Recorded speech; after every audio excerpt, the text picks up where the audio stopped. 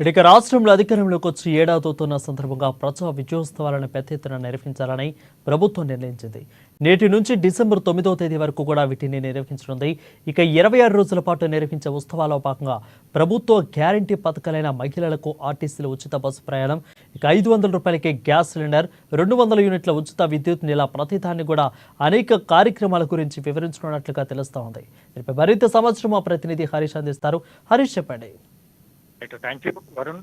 కాంగ్రెస్ ప్రభుత్వం ఏర్పాటై సంవత్సరం గడుస్తున్న నేపథ్యంలో ఇక రేపటి నుంచి సంబంధించి 26 రోజుల పాటు అంటే ఈ రోజు నుంచి 26 రోజుల పాటు ఈ ఏదైతే ప్రజా విజయోత్సవాల పేరుతో కూడా రాష్ట్ర ప్రభుత్వం ఘనంగా ఉత్సవాలను నిర్వహించేందుకు సిద్ధమైంది. ఇక అంటే గ్రామీణ స్థాయి నుంచి కూడా హైదరాబాద్ రాష్ట్ర స్థాయి వరకు పెద్ద ఎత్తున ఈ సంబరాలు నిర్వహించాలి. ఇక ప్రతి రోజుకు ఒక కార్యక్రమాన్ని తీసుకోవాలి. అలాగే కాంగ్రెస్ ప్రభుత్వం ఏర్పాటైన తర్వాత కాంగ్రెస్ ప్రభుత్వం ఎన్నికల ముందు ఇచ్చిన హామీలు 6 గ్యారంటీలు కావచ్చు, మిగతా రైతు రుణమాఫీకి సంబంధించి కావచ్చు, ఇక్కడ ఏదైతే మహిళలకు సంబంధించి ఉచిత బస్సు ప్రయాణం కావచ్చు, 500కే గ్యాస్ సిలిండర్ కావచ్చు, ఇక ఇందిరమ్మ ఇండ్లకు సంబంధించిన పంపిణీ కావచ్చు, ఇక బీసీ కులగణన సంబంధించి కొనసాగుతున్న నేపథ్యం కావచ్చు. అంటే కాంగ్రెస్ ప్రభుత్వం ఏర్పాటైన తర్వాత ప్రజలకు ఏ విధమైన సంక్షేమ పథకాలు అందించింది, అభివృద్ధి ఫలాలు ప్రజలకు చేరవేస్తుంది, ఇక భవిష్యత్తుకు సంబంధించి ఏ విధమైన కార్యాచరణ తీసుకోబోతుంది, భవిష్యత్తుకు సంబంధించిన సంక్షేమ పథకాలకు సంబంధించి కూడా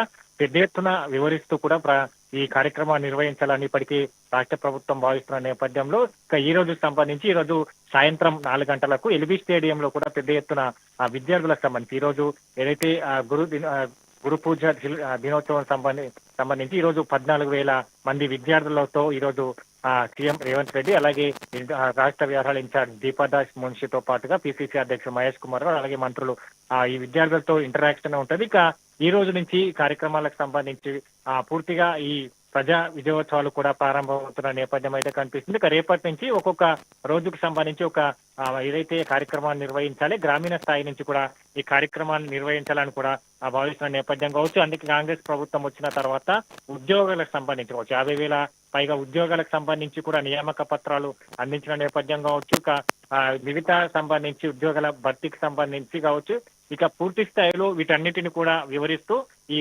25 రోజుల పాటు ఈ కార్యక్రమాలకు సంబంధించి కూడా పెద్ద ఎత్తున నిర్వహించాలని భావిస్తున్న నేపథ్యం అయితే కనిపిస్తుంది. ఇక మరోవైపు డిసెంబర్ 9వ తేదీ వరకు ఈ కార్యక్రమాలు నిర్వహించాలని భావిస్తున్న నేపథ్యంలో ఇక పూర్తిగా అంటే దీనికి సంబంధించి కూడా అగ్రనేతలు కాంగ్రెస్ పార్టీ అగ్రనేతలను కూడా ఆహ్వానించింది. సంబంధించి కూడా రాష్ట్ర ప్రభుత్వానికి సంబంధించి కాంగ్రెస్ పార్టీ అగ్రనేతలను కూడా ఆహ్వానించింది. సోనియా గాంధీ, రాహుల్ గాంధీ, ఖర్గేలను కూడా ఈ విజయోత్సవాలకు సభలకు రావాలని కూడా ఆహ్వానించిన నేపథ్యం అయితే కనిపిస్తుంది. ఇక మొత్తంగా ఈ రోజుతో మొదలైన ఈ కార్యక్రమాలకు సంబంధించి కూడా డిసెంబర్ 9వ తేదీ వరకు జరగనున్న నేపథ్యం అయితే కనిపిస్తుంది. ఇక దీంట్లో భాగంగానే గ్రూప్ 4 కు సంబంధించి కూడా అయితే మొన్న ఎంపికైన అభ్యర్థులకు సంబంధించి కూడా వాళ్లకు నియామక పత్రాలను కూడా ఈ 26 రోజుల మధ్యలో అందించేందుకు కూడా రాష్ట్ర ప్రభుత్వం సన్నిధం చేస్తున్న నేపథ్యం అయితే ఉంది. అగ్రనేతలు యొక్క విజయోత్సవాలకి ఎవరెవరు వచ్చే అవకాశం ఉంది? రాహుల్ గాంధీ కానీ, ప్రియాంక గాంధీ కానీ, అదేవిధంగా సోనియా గాంధీ కానీ, వీళ్ళు ఎవరైనా వచ్చే అవకాశాలు ఏ విధంగా ఉన్నాయి, ఏమైనా కనిపిస్తున్నాయా హరీష్? రైట్. ఏఐసిసి అధ్యక్షుడు మల్లికార్జున ఖర్గే, అలాగే ఏదైతే సోనియా గాంధీ అగ్రనేత సోనియా గాంధీ, రాహుల్ గాంధీ ప్రతిపక్ష నేత రాహుల్ గాంధీ సంబంధించి కూడా ఇప్పటికీ ఆహ్వానించింది.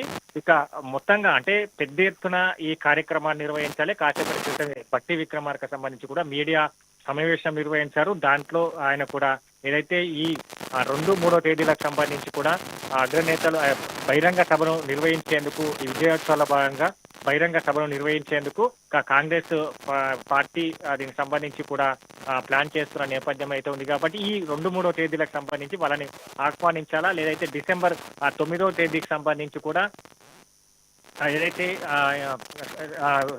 అంటే సచివాలయం సంబంధించి కూడా తెలంగాణ తల్లి విగ్రహ ఏర్పాటు చేస్తామని చెప్పారు కదా, దానికి సంబంధించి డిసెంబర్ 9వ తేదీన విగ్రహ సంబంధించి కూడా ఏదైతే విగ్రహం సంబంధించిన ప్రారంభోత్సవానికి ఇన్వైట్ చేయాలని కూడా ఒక సంబంధించి కూడా ఇప్పటికే పిసిసి భావిస్తున్న నేపథ్యం అయితే కనిపిస్తుంది. కాబట్టి అగ్రనేతలకు సంబంధించి కూడా వచ్చే అవకాశాలు అయితే 26 రోజులలో కూడా ఏదో ఒక రోజు వాళ్ళని ఆహ్వానించి పెద్ద ఎత్తున బహిరంగ సభను ఏర్పాటు చేసేందుకు ఇక్కడ పిసిసి సన్నిధం చేస్తుంది. మరోవైపు రాష్ట్ర ప్రభుత్వం నుంచి ఇప్పటికీ ఏదైతే 18,000 కోట్ల రైతుల రుణమాఫీ కావచ్చు, 20,000 కోట్ల వడ్డీ లేని రుణాలు కావచ్చు, మిగతా ఏదైతే 50,000 ఉద్యోగాల భర్తీ కావచ్చు, ఇక వీటన్నిటిని వివరిస్తూ కాంగ్రెస్ ప్రభుత్వం చేసిన సంక్షేమ పథకాలను కూడా గ్రామీణ స్థాయి నుంచి రాష్ట్ర స్థాయికు పెద్ద ఎత్తున బహిరంగ సభలో నిర్వహిస్తూ సంబరాలు నిర్వహించాలని కూడా భావిస్తున్న నేపథ్యంలో ఇక దీనికి సంబంధించి కళాకారుల ప్రదర్శనలు కావచ్చు, లేజర్ షోస్ కావచ్చు, ఇక క్రాకర్స్ ప్రదర్శన కావచ్చు, డ్రోన్ షో కావచ్చు, ఇక పూర్తి స్థాయిలో భిన్నమైన సంబంధించిన కళాకృతులతో నడుమ ఈ కాంగ్రెస్ ప్రభుత్వం ఏర్పాటైన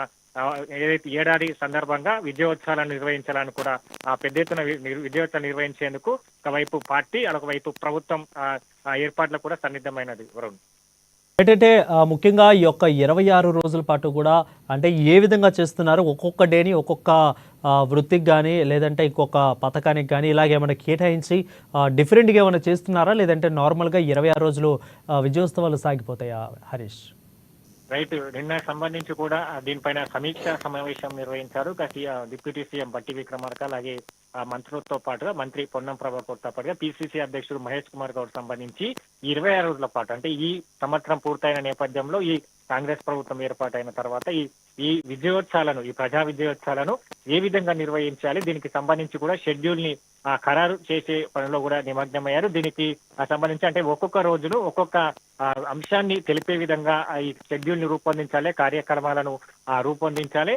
ఇక హైదరాబాద్ కి సంబంధించి కూడా స్పెషలైజ్ అంటే గ్రామీణ స్థాయి నుంచి జరిగే ఈ సంబరాలకు సంబంధించి కూడా హైదరాబాద్ లో స్పెషల్ అట్రాక్షన్ గా నిలిచేలా కూడా ఏ విధమైన కార్యక్రమాలను నిర్వహించాలి. ఇక దీనికి సంబంధించి ఎవరినెవరిని ఆహ్వానించాలి. ఒకవైపు ప్రతిపక్ష పార్టీలకు సంబంధించి నేతలకు ఆహ్వానాలు పంపే కార్యక్రమం కావచ్చు, మరోవైపు ఇక్కడ పిసిసి నుంచి కూడా పెద్ద ఎత్తున ఈ సంబరాలను నిర్వహించేందుకు వైపు పిసిసి కాంగ్రెస్ వైపు ప్లాన్ చేస్తున్న నేపథ్యంలో ఆ పార్టీకి సంబంధించిన అగ్రనేతలు కావచ్చు, ఆ పార్టీ పాలిత రాష్ట్రాల్లో ముఖ్యమంత్రులు కావచ్చు, వాళ్ళకి సంబంధించి ఆహ్వానించేందుకు ఒకవైపు పార్టీ సన్నిద్ధం చేస్తా ఉన్నది. ఇక మరోవైపు ప్రభుత్వానికి సంబంధించి కార్యాచరణ అంటే పూర్తిగా ఈ 26 రోజుల పాటు ఈ కార్యక్రమాలను ఏ విధంగా రూపొందించడంపై నిన్న సమీక్ష నిర్వహించారు. దానికి సంబంధించి ఈ రోజు పూర్తిగా షెడ్యూల్ ఖరారయ్యే అవకాశం అయితే కనిపిస్తుంది. ఈ రోజు ప్రధానంగా ఈ ఏదైతే ప్రజా విజయోత్సవాలకు సంబంధించి కూడా ఈ రోజు చిల్డ్రన్స్ డే సందర్భంగా